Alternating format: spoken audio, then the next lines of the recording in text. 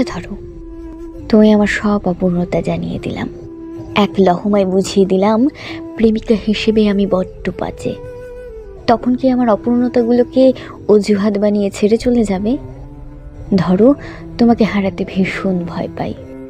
তুমি মানুষটাকে অন্য কারোর সাথে সহ্য করতে পারি না। এই কারণ দেখেই কি বলবে হিংসুটে আমি ভীষণ? নাকি হাতের ওপর হাত রেখে বলবে আমি তো আছি তোমারই, ভীষণ ভালোবাসি তোমায়, তাই হয়তো হঠাৎ করেই অভিমান করি। এটাকে দুর্বলতার দোহাই দিয়ে ছেড়ে যাবে তুমি? নাকি মাথায় হাত বুলিয়ে দিয়ে বলবে শান্ত হও, আমি আছি তো।